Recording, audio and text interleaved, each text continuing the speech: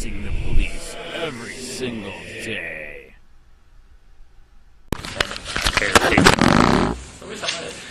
Today is April the 22nd, and it is 9:34 in the morning. This formal investigation has been ordered by Dennis Didio, Fire Chief, to determine all the facts that pertain to your actions of March 8th, 2013 on incident number 5498, which is the grounding of Marine 2. We're speaking to both firefighter EMT Robert Dobson and firefighter EMT Chris Church. Robert Dobson was hired on April 10th, 2002 in the employing agency of Charlotte County Fire and EMS Department. Chris Church was hired on May 2nd, 2007 in the employing agency of Charlotte County Fire and EMS Department. Firefighter Dobson, on or around April the 16th, did you receive notification of this formal investigation? Yes. Firefighter Church, on or around April 16th, 2013, did you receive notification of this formal investigation? Yes. For the record, I'm going to read the letters.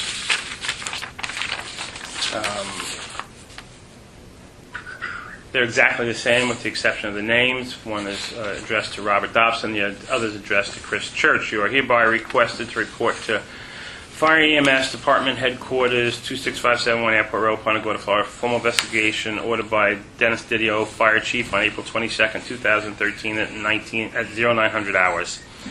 The administration of this department has been made aware of the allegation that you were involved in an accident, hard grounding of Marine 2 on incident number 5498. Possible rule violation, failure to use due care in the operation of Marine 2, which resulted in your inability to perform your job, and grounding of Marine 2, which required the assistance from another agency to return you to service.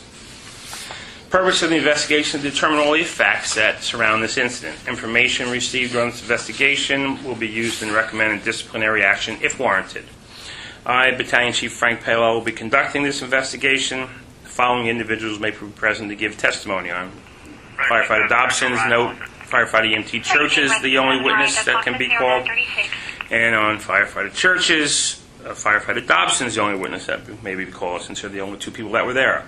You may have a representative present during this investigation. The informal investigation will be electronically recorded, and a copy of this recording will be provided upon your request. The investigation will be of a reasonable duration. You'll be permitted periods for rest and personal necessities. The notice complies with Chapter 112.80 of the Florida Statute titled Firefighters' Bill of Rights. Identifying who ordered the investigation, location and time subject to the investigation, purpose of the investigation, who's conducting the investigation, notice of representation, notice of recording provisions for rest and personal necessities. Mr. Dobson. Did this letter notify you the following? Location? Yes. Date and time of the investigation? Yes. Who ordered the investigation? Yes. Nature of the investigation? Yes. Who will be conducting the investigation? Yes. Did it advise you who was going to be present to give testimony? Yes. Did it advise you of your representation? Yes. Did it advise you of duration and breaks? Yes. Do you swear to tell the truth, whole truth, and nothing but the truth, help you God? Yes. Mr. Church, did this letter advise you of location? Yes. Date and time of the investigation? Yes. Who ordered the investigation? Yes. Did it advise you the nature of the investigation? Yes. Did it advise you who will be conducting the investigation? Yes. Did it advise you who is going to be present to give testimony? Yes. Did it advise your representation? Yes. Did it advise you of duration and breaks? Yes. Do you swear to tell the truth, whole truth, nothing but the truth, nothing but the truth, to help you God? I do. Okay, this investigation will be recorded, and a copy of this recording will be provided at your request. In attendance today is myself, B.C. Paolella, Deputy Chief Fair, Firefighter EMT Chris Church, Firefighter EMT Robert Dobson. And who's representing Mr. Church and Mr. Dobson? J9 DVP. J9 DVP.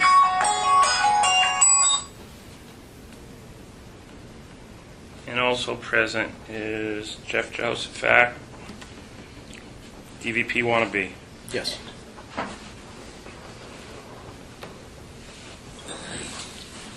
Okay. During incident 5498, did you guys run Marine 2 aground? Yes, Okay. Who was driving? I was. Will you want to tell us what happened? Yes. We came in, coming in the channel, and what we see in the channel is for the map. We're coming through. As soon as we got to the markers that were marked on the channel on the map, we look up and we don't see the markers where they. Tell us about the map. When you say the map, what do you mean by The map, the Garmin GPS chart plotter? Chart plotter, Okay. yes. We look up and we see a different thing. So, as we pass through, we look around. Mr. Dobson spots the other end of the channel, and he says it's over to the right. And at that time, I looked to turn right, and the water was shallow to the right of us. I started looking for a way to get out of shallow before I dropped into it off a plane, and I didn't see any way out without making any drastic moves and possibly risking damaging the boat. So at that point, I just raised the motors and I let it settle down into the water, and at that point it was on the bottom at that point.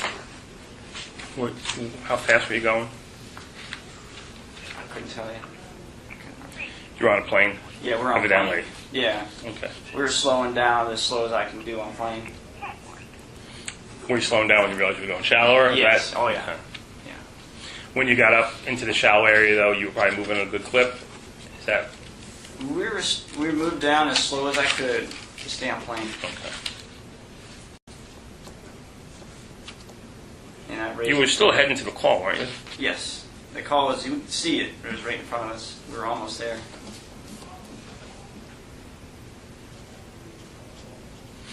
When you guys go out on a call, if you're operating the boat, do you work individually or do you work as a team? We work as a team. Okay. Do you agree with that? Absolutely. Do you feel if well, you were operating the boat and Mr. Dobson told you he saw a problem, I think at the same time you identified the problem, you guys did either one, do you feel like either one of you feel like you were a team at that point made the mistake and ran aground? Or got into a bad spot, I should say, before you ran aground? There's a lot of factors that brought us into that situation. But when you got there, do you feel you were a team? Oh, yeah, we were trying to work together to see the best way out of it. Yeah. I believe Mr. Dobson noticed the markers before I did. Because where I was sitting, I was looking ahead of me and looking at the ground, and he spotted it. So I was... And when he said that to you, though, it was kind of too late. Yeah. Is what you kind of were in a bad spot. By Yeah, I took my own decision to stay on plane and not, I wanted to turn right, but I wasn't sure for the bottom, so. Okay. So, what is the main reason that you think made you guys run aground? The map The chart charter plotter? being incorrect from the actual physical channel marker. If you chart plotted it and work, would you have gone on that call? During daytime, yeah, Yes. sure. We would have relied more on the... We do have a map inside our station, which we also looked prior to leaving the station. And actually, the entrance to that channel is the same as it's on the chart. Yes, the channel has changed in the last couple of years. They used to be a very big S, and now it's a straight channel. It made it easier to get in and out of. Have you guys been up that channel at all since it was straightened out a couple of years ago? Yes, a couple times. Once at night, where they have a green flashing marker. At the Chris, how about you? Have you been up that at all? Yeah, I went at night on a training back in... March over a year ago. So also, would you agree that that is a very popular spot that leads into a bunch of different areas, something that you should be familiar with? Certainly. Okay.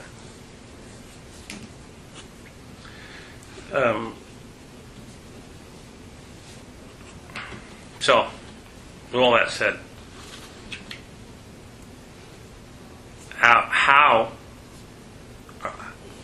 what can you two do in the future to avoid this from happening again, and not just in Alligator Creek, but any place else? I'm sure you guys have talked about this since this happened. Do you have, what can you do? Listen, we're sitting here because we have a problem. So the problem is, what I'm sitting here doing is figuring out how we're going to fix the problem so it doesn't happen again. So I'm going to ask you guys, what do you guys, I'm sure you've talked about it, have you guys come up with a plan so this doesn't happen again? You identified a couple of things. Number one, the chart on the wall is different than what is out there. Okay, the chart in the chart plotter is different than what is out there. So what does that tell us? Electronics isn't always there. I asked you if you got that call, would you go? And you said yes. If your chart plotter is out tonight, are you going to go on the call? Yes is the answer. You're going to proceed with caution. You're going to use more caution than you normally would because you don't have one of your aids, but that is not the only aid that we rely on. So with that said, tell me what you guys are going to do in the future, and what you can do, to make this problem not happen again. We learned a lot from that call, and one was to... You were lucky you actually got out of this so quick, by the way. Yeah. We didn't make you wait all night. That's been the case before. The last time the grounding happened, Well, and there was a waited till reason they high stayed tide. because they couldn't get them off at that point. You guys were lucky you were able to get off. You were close to getting across. Yeah. But again, back to my question: what are you going to do different? Visiting the canals more often, so we know exactly what we need to try. Well, That's a good one. This whole investigation, hopefully, it's not just for punitive things, but to see what we need to fix. And the main thing is updating the GPS. And we have a $200,000 boat we just put in service. Updating the chart plotter. It is updated and it hasn't changed. The wrong channel is still there. Okay. Well, then. There's no way to update it until the Coast Guard and they do the flyovers and the satellites, and it's not something that we control. The same thing, Stunt Pass, is not something that we control. Little Gasparilla Pass is not something we control. So knowing this, those passes, you cannot rely strictly on your chart plotter. You cannot rely you can't rely on any one item. Probably the best thing to rely on is local knowledge. Okay. And that's why we really let you guys, that is the main reason that boat goes out twice a week for 2 hours at a time, so that you gain more local knowledge. Okay, so you've identified the fact that you're now going to maybe have more of a plan on where to go, where to get in. We've also designed a training program for you that's making you go to certain spots. But what I'm trying to say to you guys is, with all that said and done, what's the one thing that we're missing? There's one thing that went wrong here, if you ask me. And I kind of am asking you guys, do you know what that one thing is? The reason that you ran aground is for one reason. I kind of disagree with that. I mean, there's several reasons that we got into a situation that caused this. The time of day, we're a half hour from sunset. Go ahead, you give me your reasons, and I'm going to tie them all together for you. Looking at the GPS. And we know the GPS is wrong. We're not even arguing that. Here, we have, the shore is kind of like this. Now, the markers are coming out like this. That's how it looks, kind of, sort of. We're coming in from, rounding the point in Punta Gorda. The markers on our chart plotter and the map and everything is showing that the old markers came in like this, and then they take a hairpin back, you know, to where you have to come in and the hairpin like this. Now, as we're coming here, it's sunset, or half hour from, we both can see a red marker over in this area that's kind of shining more, maybe the light's hitting it right. So we're approaching this, we're seeing on our GPS, we're heading right for it. You look at the GPS, you see us going right through the middle of that channel. That How many sets of markers do you see on there? Okay, look at it before it goes away. That's your GPS. That's a snapshot of your screen. Actually, yeah, you see the red and the green light, right? A red and a green.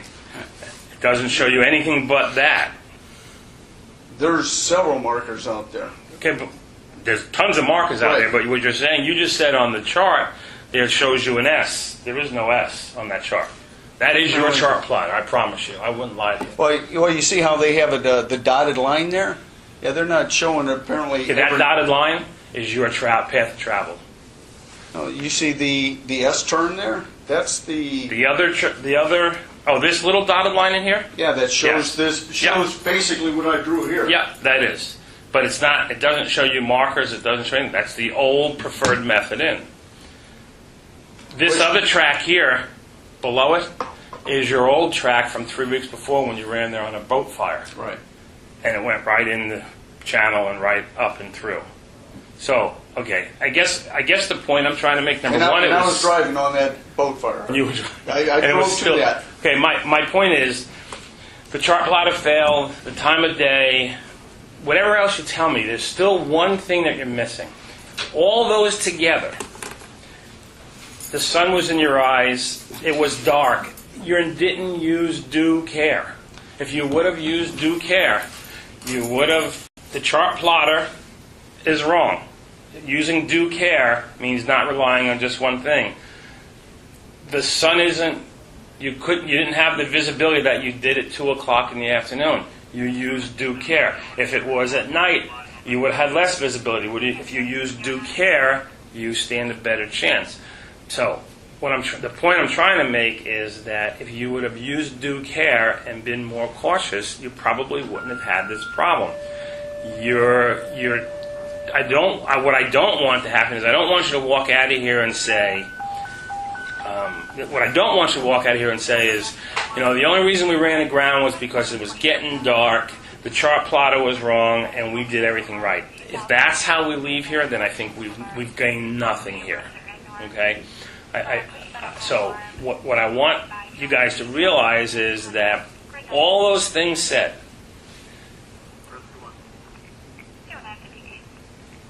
there's a lot of variables. If you look at the chart plotter, it still shows you going right across the green. Okay, we know green's bad. Agreed? We go right through the middle of the markers, though, that are shown there. At that point, we And abandoned we're the going to chart have visual. plotter. Thank you. I'm glad you did. We did. We were like, the marker's not there. As we're getting Let's look at the closer, markers. yeah, I actually stepped out of the cab to get a better view of this, and that's when I started telling Chris, the markers are over here, and by then, we're heading towards what's looking, and Chris can see now that, this marker that we're just going through is not the one we're still looking at up here. So, there's, as I had said in the statement I sent you, that, there's confusion at the time we're getting close, and, more training, more area familiarization, local knowledge. We get out 2 to 3 times a month on that boat. Yeah. I think in the future, if we would have seen the remote confusion, possibly dropping off, just kind of idling in a little bit, and kind of getting our bearings again before we proceed again. And we're responding to a call of a boat flipped upside down. Even the more reason to be careful because you have to get there. You can't run a red light going to an emergency and say, well, we were in a rush because Jeff's house was on fire. And if you can't get there, it doesn't help us any. Okay. Careful with Jeff, that's very real. Is it? It A couple years ago. Didn't it? Not the crash, the house on fire. Oh, And that big brush fire came. Oh, from okay. Colorado. gotcha. Somebody put it out. I was over there. Okay. Jay, you got any questions? I guess the only question I had was that possible rule violation. I really wasn't one. I made it up.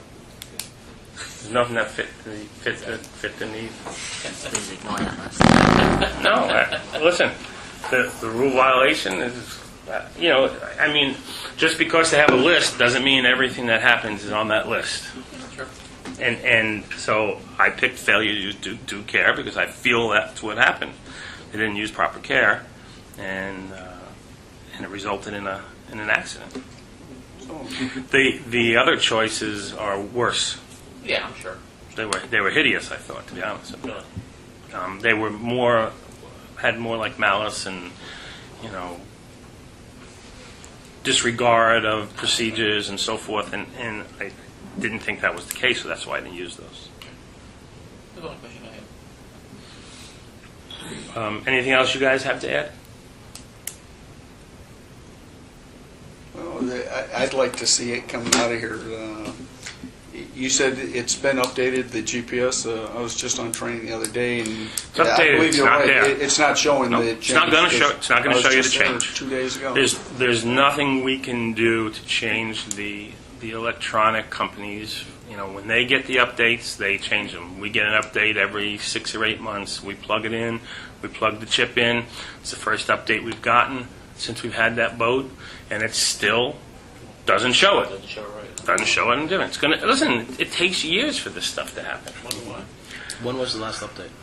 Just out of curiosity. I don't know. It was done within the last 3 or 4 weeks. I couldn't give you the exact date, but I know it was done.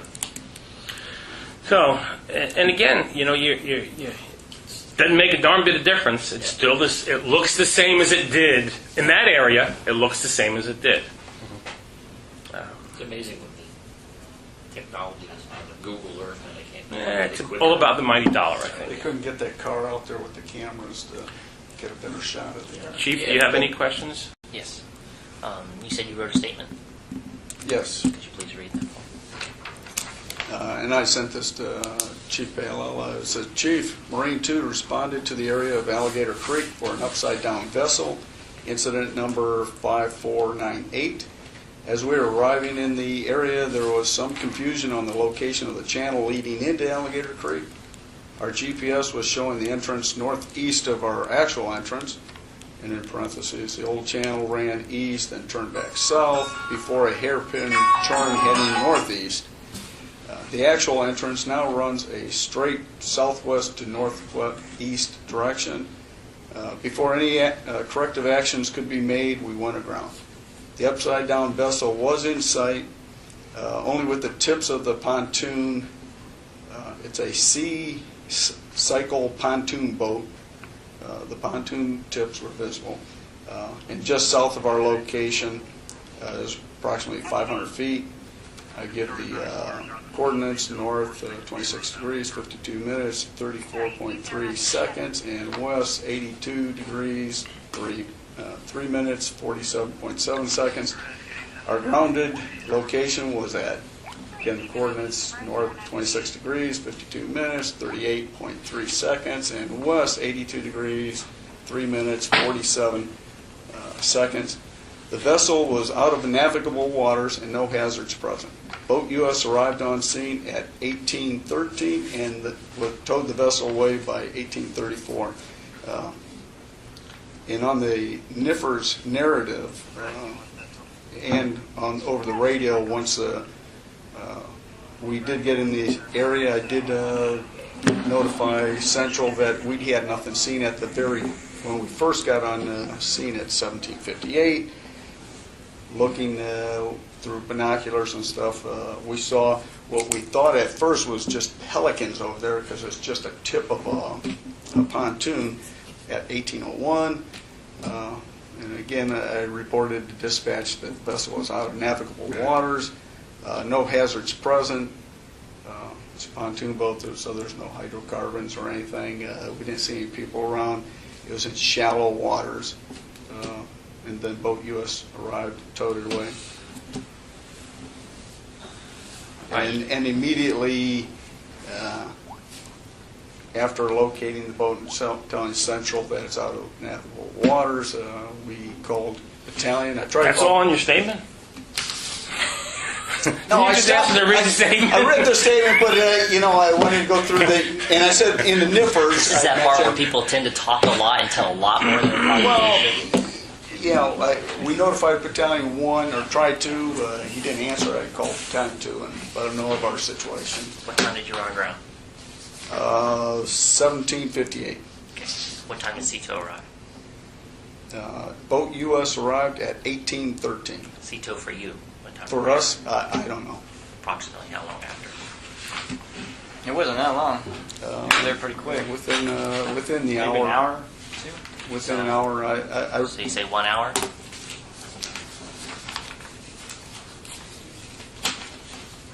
When he got there, was it still daylight?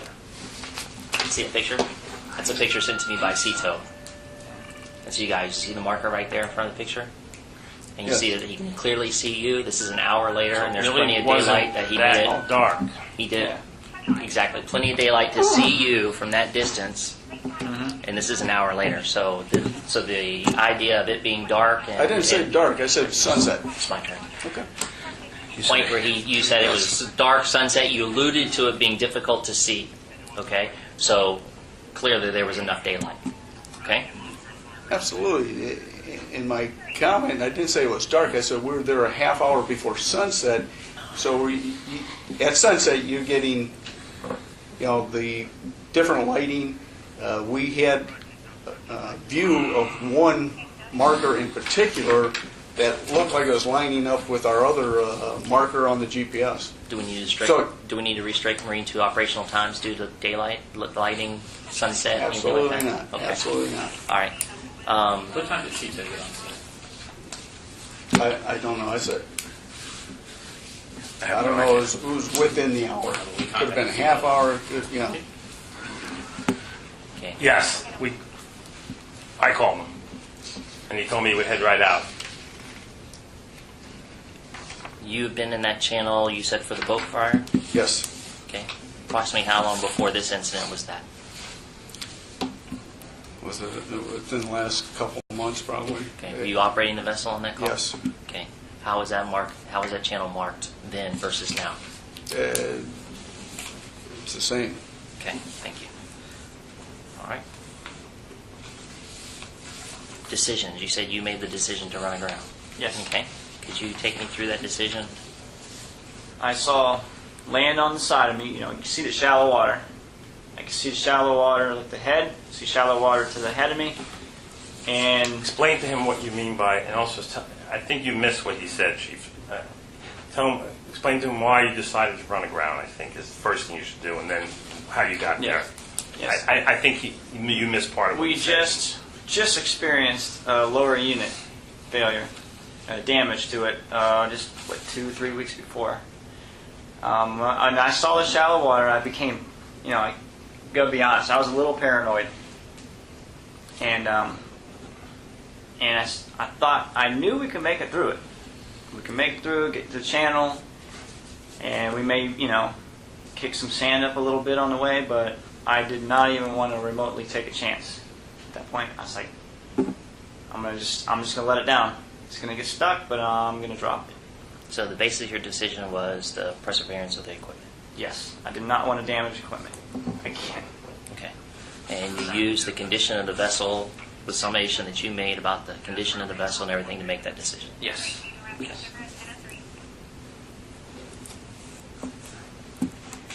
Would you guys agree that there's more than one means to reference channels, reference conditions? Yes. And would you agree that those have been outlined by the chief? Yes. As far as your weather conditions, as far as your past history, local knowledge, and you've referenced that you've been in that canal since those changes have been made 3 months prior. Okay. Mr. Church has been in there since it's been made to at night. We did night training there. And if we go back and look at training records, those training records will put you guys in that canal in the past several months. Not mine, but his. His is older than that, Yeah. but since it's changed, yes. the training, we trained together, and it's like about a year ago we were out there. Once at nighttime where you do have the green marker, a lidded marker. I'm running back through all these things because I want them to be forefront in your minds. Okay? I'm not interested in all of the conditions and the excuses per se, because that's what they are because of what happened. Okay? The facts are, you've been in that channel, you knew that anything changed. So whether the chart was right or not, you've been in that channel, and that's the single most appropriate knowledge that supersedes anything else. Okay? I think that the lighting conditions, not a reason to miss the channel. It's clearly marked in one that you've been in before. Not to mention that you have a charted course that takes you in that channel that was already on the chart bar that you could have followed in. Okay? And I think that's important to remember too. What I want to take you to is that our primary function obviously is being safe. The safe operation of that vessel, our safety first, and then the safety of those who respond. Okay? That without a doubt is our number one priority. And we take that into consideration when we set training markers and also in performance objectives. Let me take you to another step, and that is that's a brand new vessel that we have worked painfully for several years now.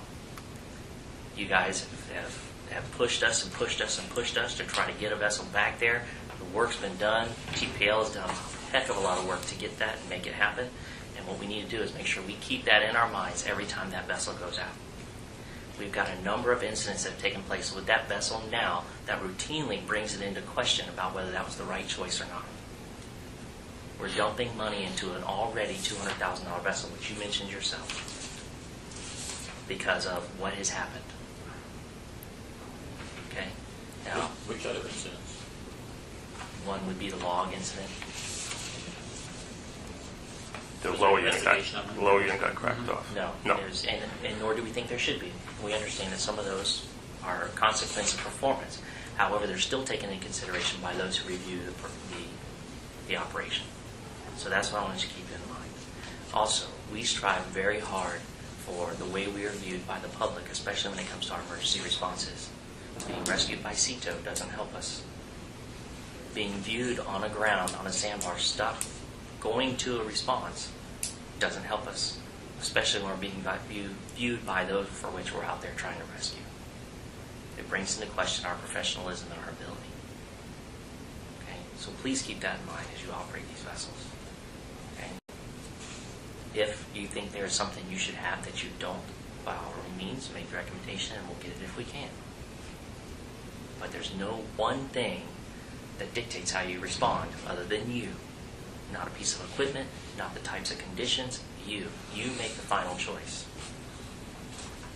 Having said that, Mr. Church, I applaud your decision making in the sense that you are looking at the preservation of the vessel, having taken into consideration the conditions of the victims for which you are responding.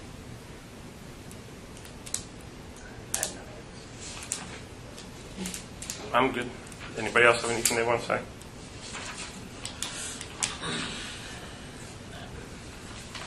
Okay, it's 10:07 and this investigation is concluded. Thank you. Thanks.